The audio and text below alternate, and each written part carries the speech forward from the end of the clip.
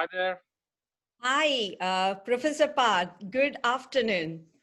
Good afternoon. Good afternoon. How are you? All right. Thank you.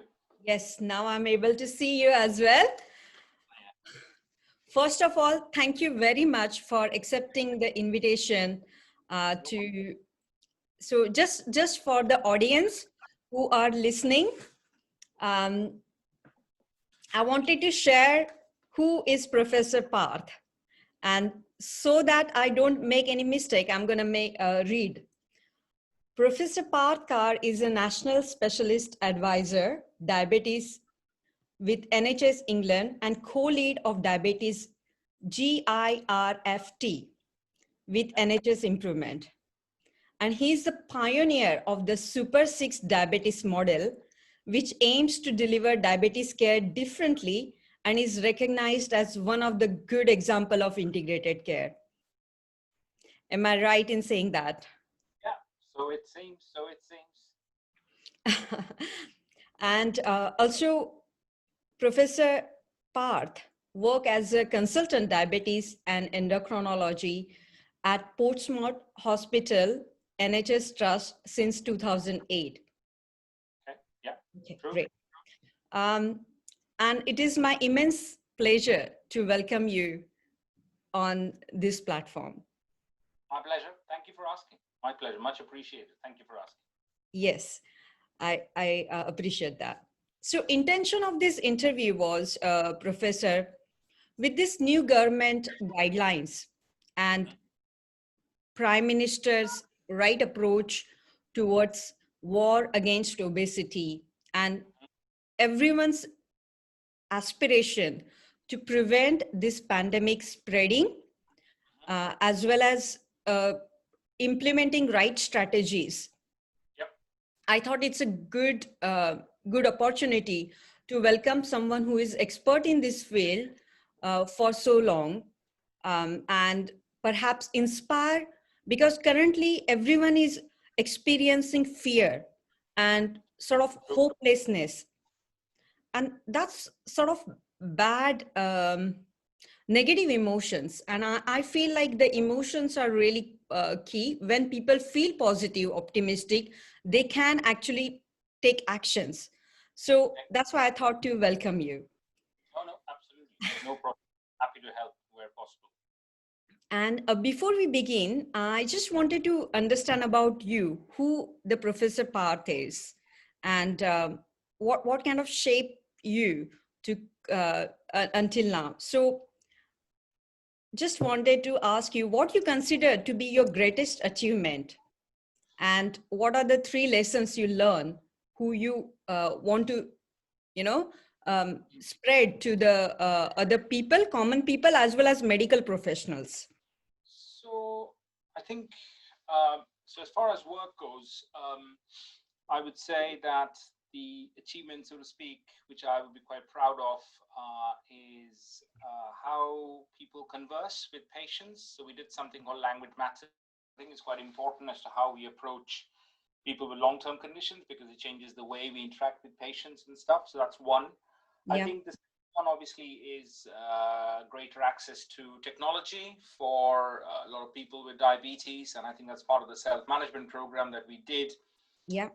And thirdly, I would say is, we negotiated with the government a few years back to make sure we had funds available for people with diabetes, things like that. So I think those would be the key important areas that I'd be quite proud of. And I think the message that I have people who are in the field is to say that you don't need to have lots of connections if you want to, have success. You just need to stick to what you're doing and, stick to your beliefs, and there's no reason then you can't sort of achieve what you're trying to do. So that's worked out for me. So that's what I would say. So that includes, that advice includes me. Yeah, anybody. I think not, there will be disappointments, of course, in life, and I think you need to learn. I think you just need to know that, after all the disappointments, there will also be coming good times as well. So yeah, so it's a balance of things. Yeah. So it's like many philosophers do say, it's life is like an ebb and flow. What goes up comes down, and but you have to be have the strong vision and live in the equanimity. So very be ready for the downs, because then you also will have the ups as well. So there'll always be sort of that one way or the other. So that's what I would say. Yeah. Next question on sort of personal level: what inspires you every day to keep motivated, especially in the current circumstances?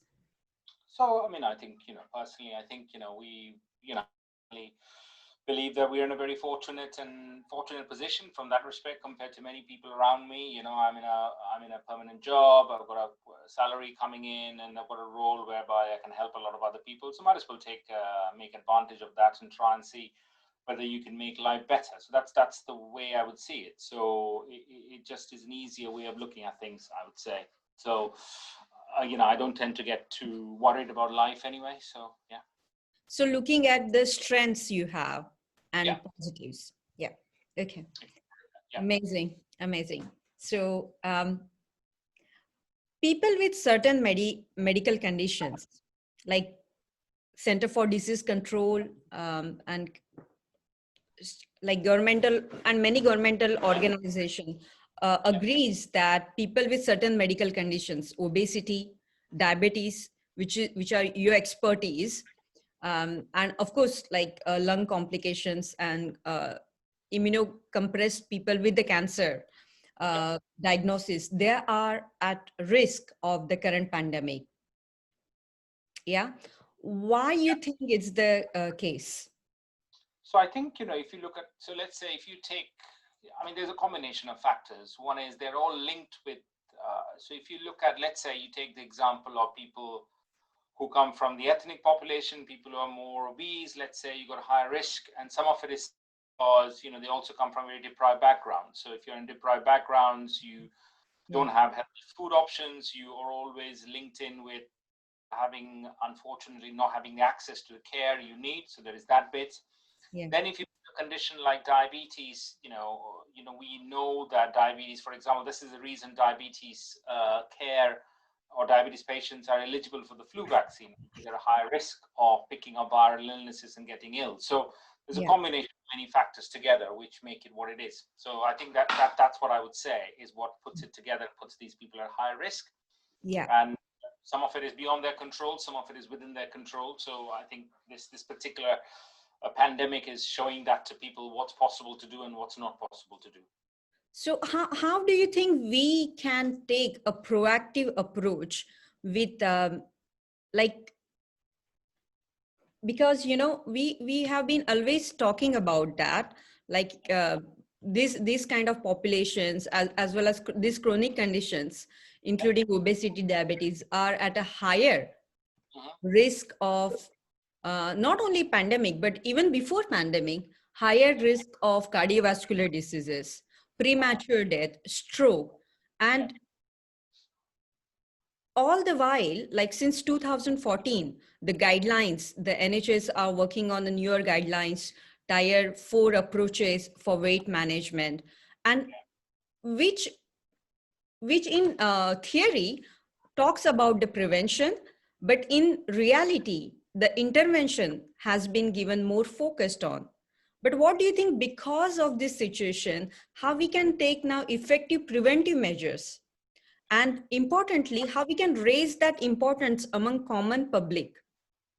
So I think, the more data is out, it's good that people need to see what is the impact of obesity or the impact of having X, Y, and Z issues. So I think there's a double combination here. There is a bit that the population needs to be made more aware of what the issues are, and then they need to have access to certain they can get to. So, for example, we talk a lot about diets and stuff, but I think the important message from the diets also has to be that it's not just one diet, but how do you get access to that diet is important, and I think it's also about organizations like NICE reviewing the diets and making sure that sort of message is out to people. So you're saying that you're at higher risk, and thereby if you're at higher risk, these are the measures to try and prevent you from it getting worse, right?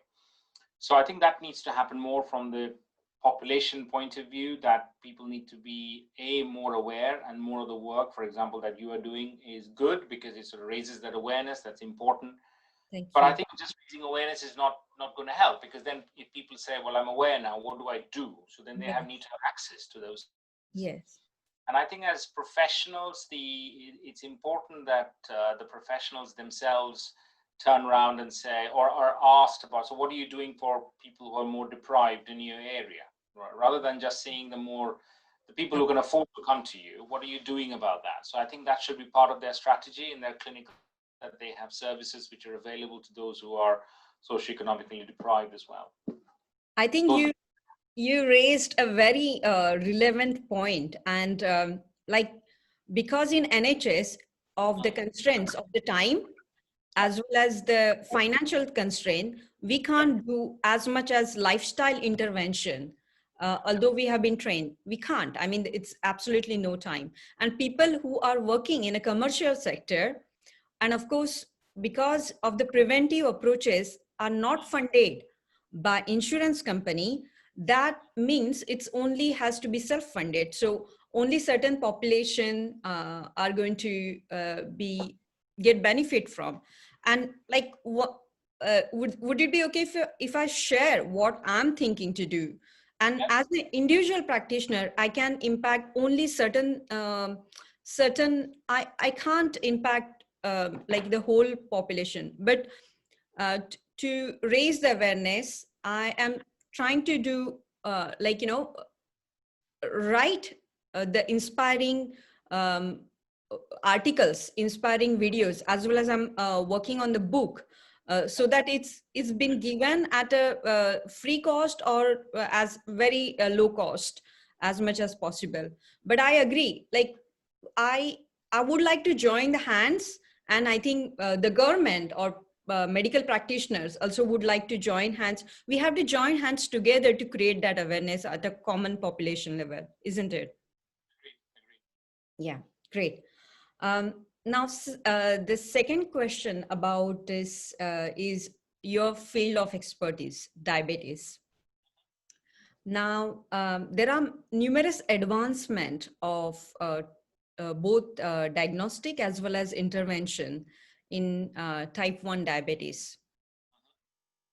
And there are two kind of population. One who has right medical as well as family support, who with the people with the type 1 diabetes, and they thrive. So they know how to look after themselves and they are fully functioning.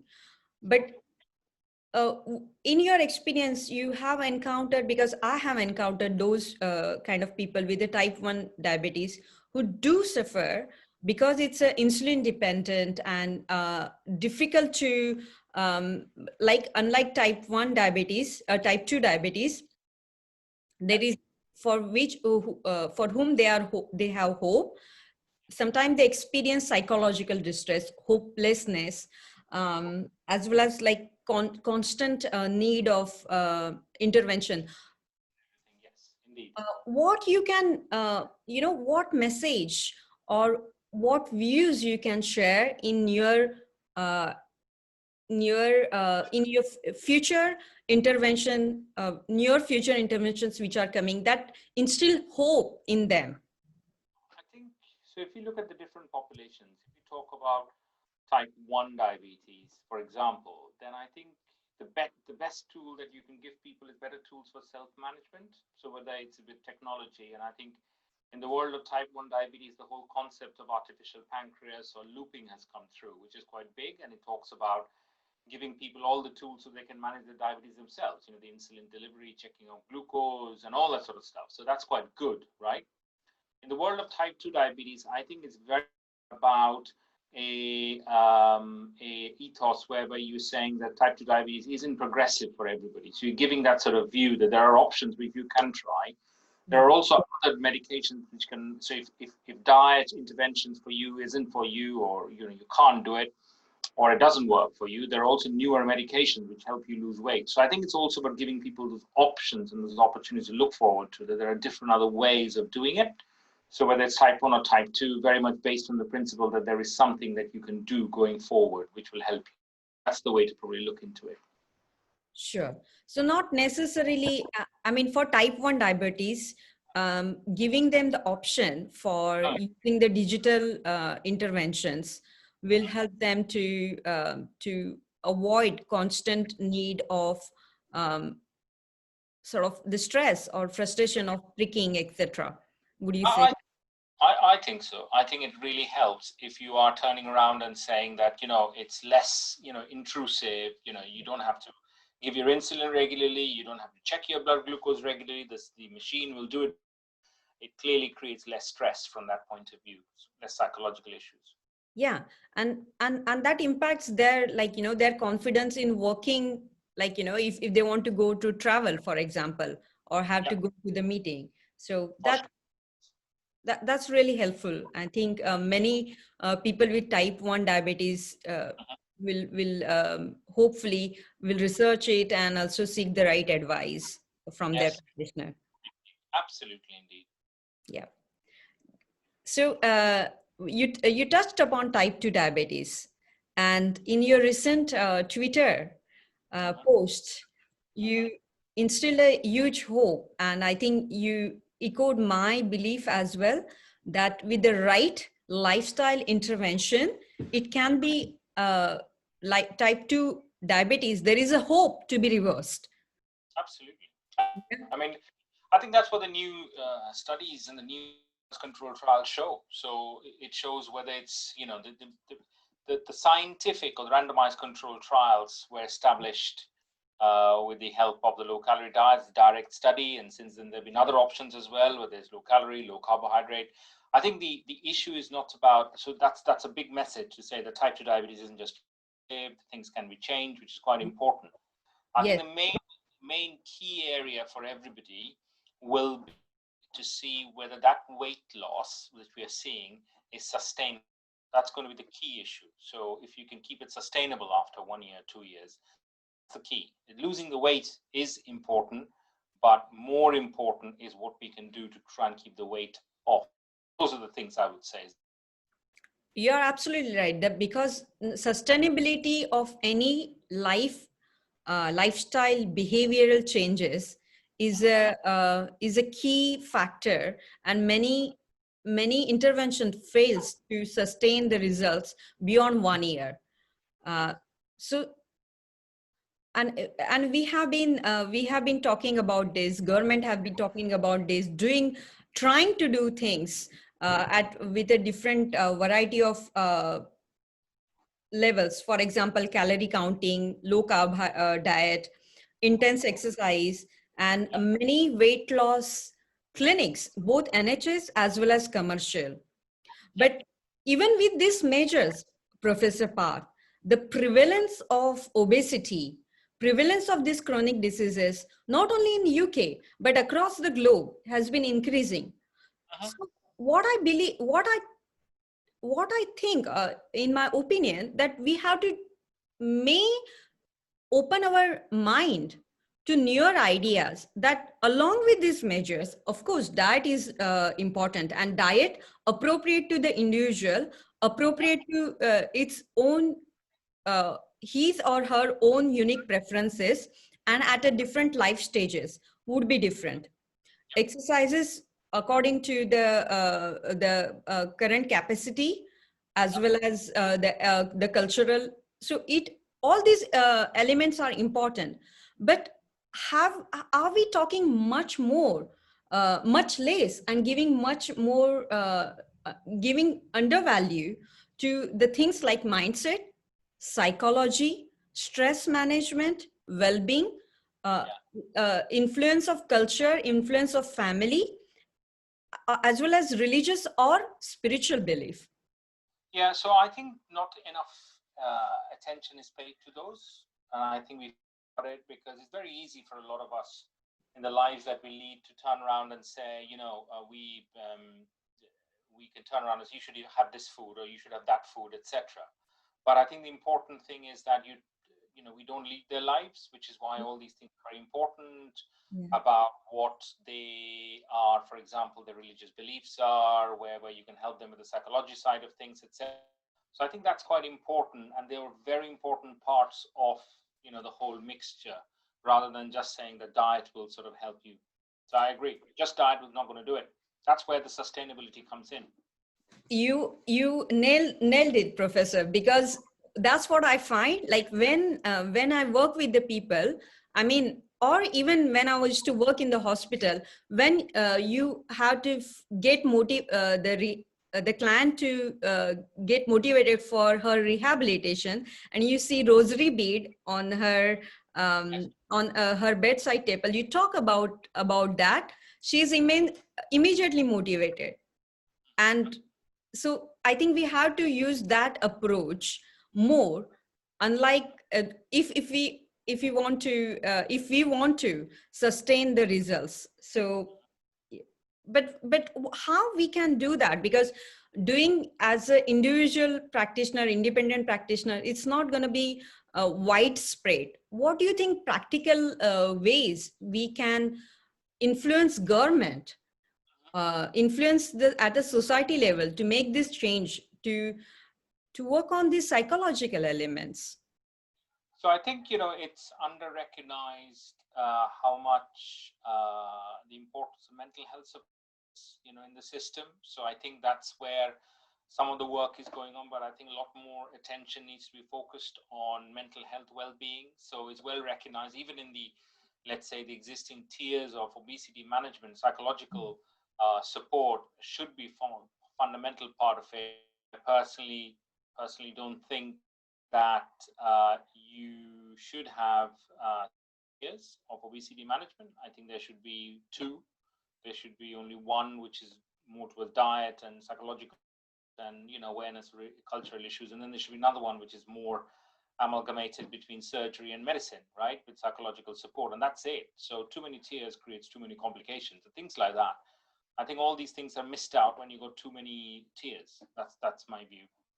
Yeah, and like people like you spreading the awareness of mental health, because coming from a medical practitioner and specialist, that the psychology is also important along with the diet, medical management is the key to promote. So thank you for doing that.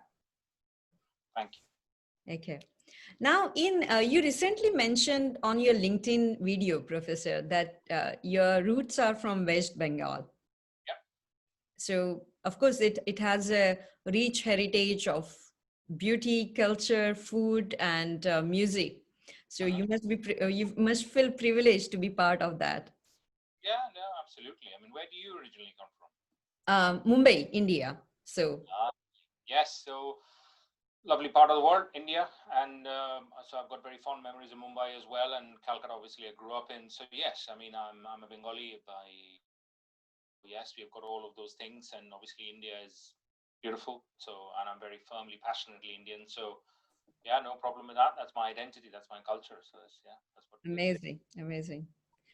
So how do you feel about Indian, because currently in India, currently in South Asian countries, unlike Western population here in the UK, the lockdown was eased out, and also along with that, although we are experiencing threat of second wave, but countries like India, as well as people in the UK or Europe, with the BME population, are under threat of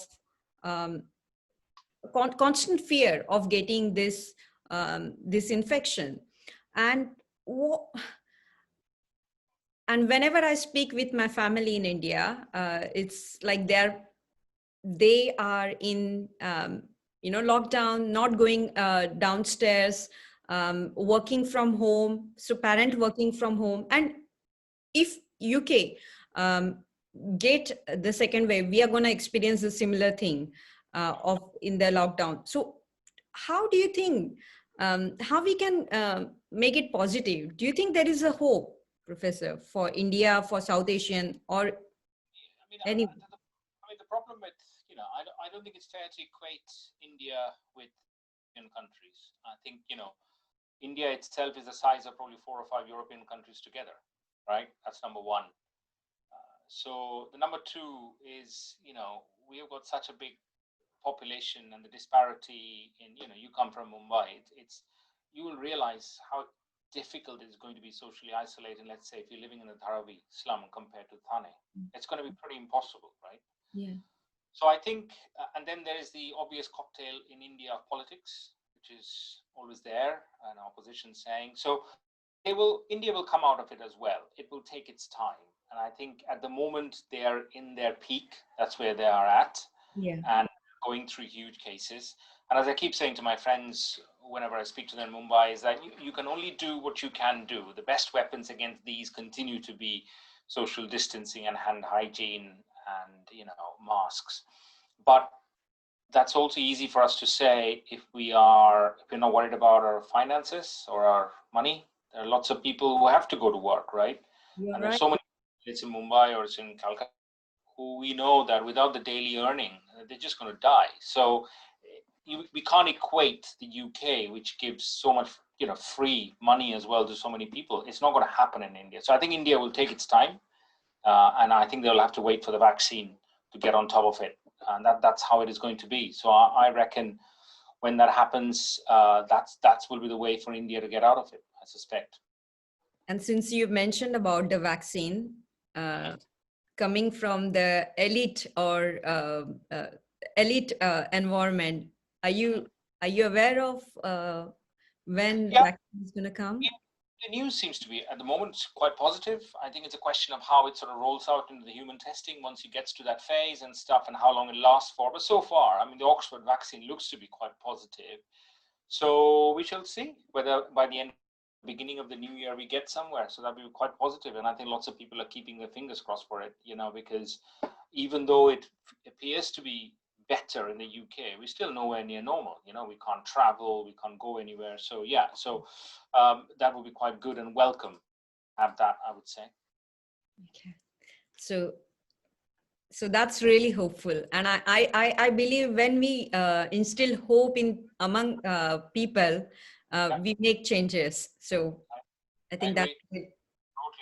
Totally agree. Any other key ideas you would like to share for people across the globe to keep aspiring to live healthy and also aspire others in their life to keep healthy and well? So I think these are times, and I think you try and spend as much time with your friends and your family as much as you can. Try and watch as much as you can within your households. You try and live as healthily as you possibly can. That's the best you can. But I think the important thing is trying to keep your mental strength up. And I think that's why you need your friends and family sometimes, even if it's on WhatsApp or Zoom or whatever. Keep talking to them. Try and keep your mental health up. Try and not get sucked into the negativity all around. And if you feel it's useful, then some of the options to come off for watching. If you're in India, if you're going to watch Aaj Tak or NDTV, you're probably going to end up thinking that everybody's going to die tomorrow. So you also need to break from the media from time to time. So that's not a bad thing. Catch up on some movies, Netflix, Amazon, do those things. That's what I would say. And go into the nature. I recently saw your picture of the beautiful coast. Yeah, that's exactly. Go and try and do that in open, empty spaces. Try and do stuff. That's what I would say. Yeah. One last question, Professor. You posted on your blog, Sugar and Spice, and I'm gonna leave all the connections, your LinkedIn profile, your blog in the comment below. And in that you share one beautiful quote by Dwayne Johnson. Think back 5 years ago. Think of where you are at today. Think ahead 5 years and what you want to accomplish. Be unstoppable. So I think that's really great quote. Just wanted to ask you, how next 5 years, what your aspirations, professional and personal, to make you feel unstoppable?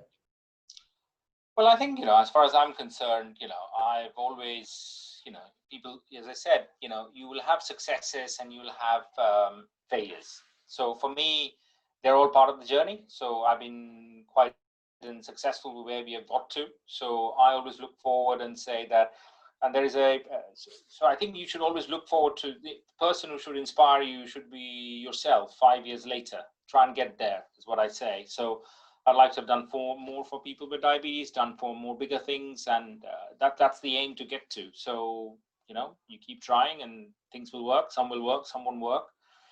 But at the end of the day, you still, if all fails, you still have your friends and your family and your, social life and food and drinks. And so, life is not too bad, considering a lot of people, all around us. Yeah. We're very fortunate from that respect. So happy with that. What is one project, if you achieve in next 5 years, you will feel happy immensely?